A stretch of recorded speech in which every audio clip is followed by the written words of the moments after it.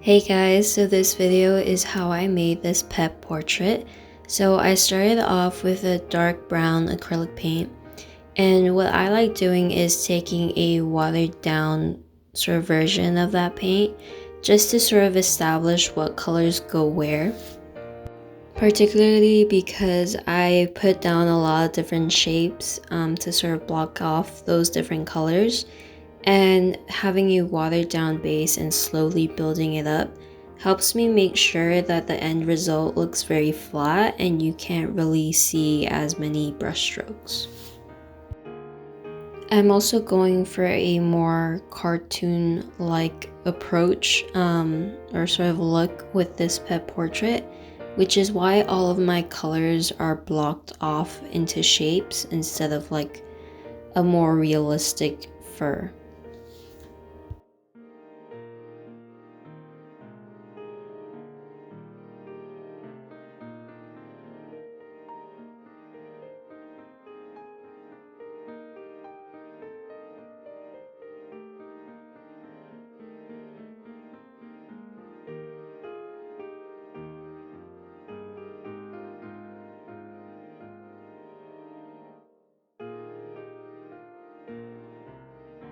So for the brown portions of his fur, I used two different browns, a light one and a darker one for the shadows. I actually did not film a lot of this because the original color that I had made was a little bit too dark, so I did spend a lot of time just repainting the color, and I didn't quite feel like filming it. So here you can just see me filling in some of the edges, refining some of them. Because I'm going for that cartoon approach, I do want to make sure that all my lines are super clean, which is why you see me here and in other parts using a very small brush. It just helps me control the paint a little bit better and make sure I'm getting those really clean edges. So here I'm starting with the background. I'm using a sort of orangey yellow color as the color for the background, and again it is a watered down base of that color, and this just helps me in this case glide a little bit easier and make sure that my lines are going to be super clean at the end of this. And it's also just helpful for those really tiny spots, especially right there between the Y and the paw. There's just no way I would fit a bigger brush in there.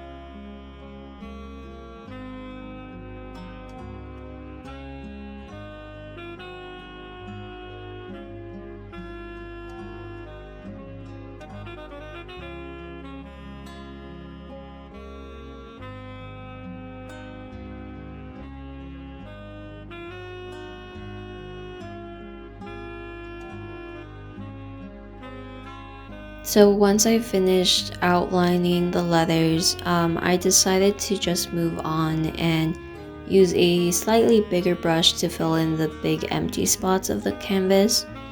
I still don't like using too big of a brush just because I feel like I don't really have as much control, especially because my hands are quite jittery, so I didn't want to accidentally flinch and like get the paintbrush somewhere where it wasn't supposed to go. Once I had most of the canvas covered, I decided to go in and do the shadow that would go beneath the dog. And actually the color that I ended up using was the original brown color that I had made for the fur. And like you can see here, it was pretty close to the color I ended up using for the actual fur. But once you get a couple of layers in there, it does look a lot darker, and that's just because of the way acrylic paint oxidizes and then how many layers you build up. So like before, I'm using a very small brush just to get those corners and sharp edges, and then I'm using the bigger brush where I can to fill in the bigger areas.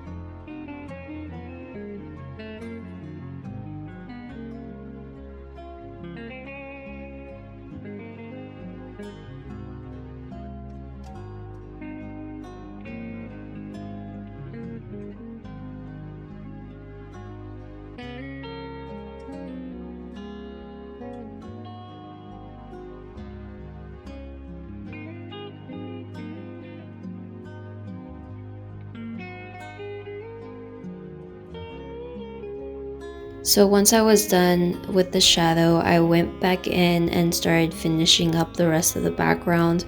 I wanted to make sure the shadow was done before I moved on to the rest of the background to make sure I could really clean up those edges.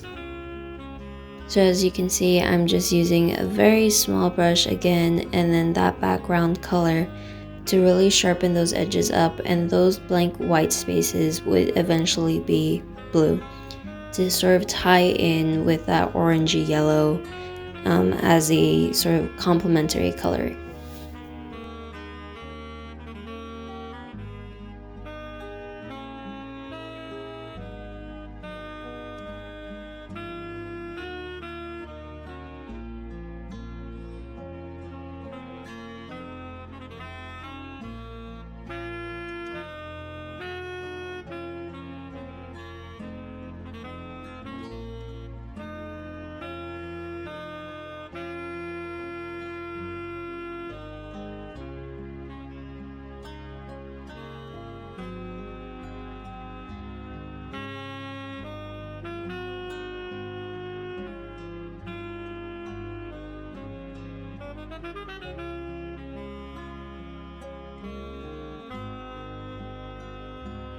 So for the lines, I ended up choosing to use a Posca pen. I don't normally like using Posca pens just because I feel like I don't have as much control with it, and there's also some issues of like layering and how you have to let it dry completely.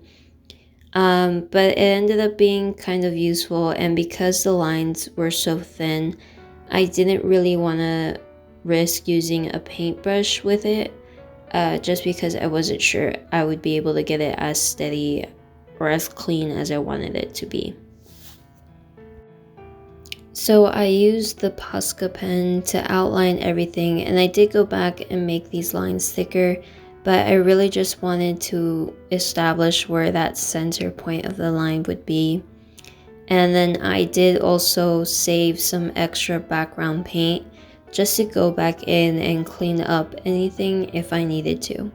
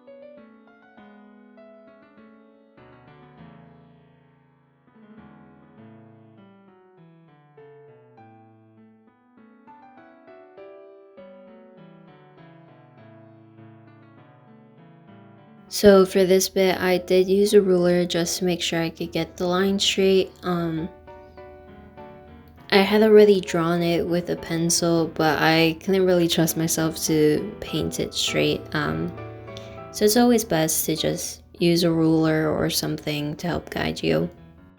After I had outlined the letters with the Posca pen, I went in with a lighter blue and filled in those layers with paint. I actually ended up using a different paint than I usually do for these leathers because I had ran out of my white Liquitex paint. However, I soon regretted that because the white paint that I used was a fast drying paint, so it did make it a little bit more difficult than it needed to be.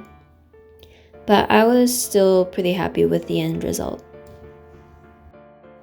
I'm also using a slightly bigger brush than my fine point brush. It's not that much bigger, but it made it a little bit quicker to fill it all in while also still respecting those like boundaries and giving me some control.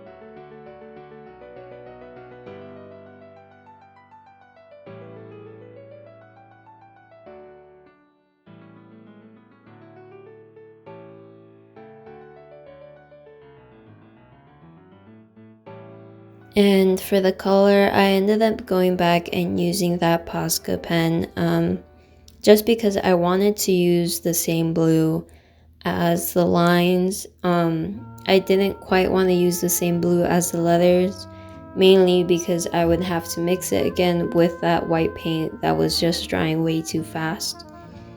And since it was just a small portion, I figured the Posca pen would be fine.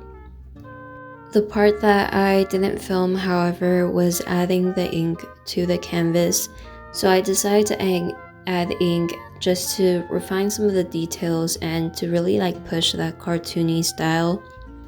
So I had outlined pretty much everything in ink, and then also added extra details like on the collar and on the paws and on the face, just to really give it that cartoon look. And I personally really like mixing ink and acrylic together. So yeah, that's the end result. I hope you guys like this video, and thank you for watching.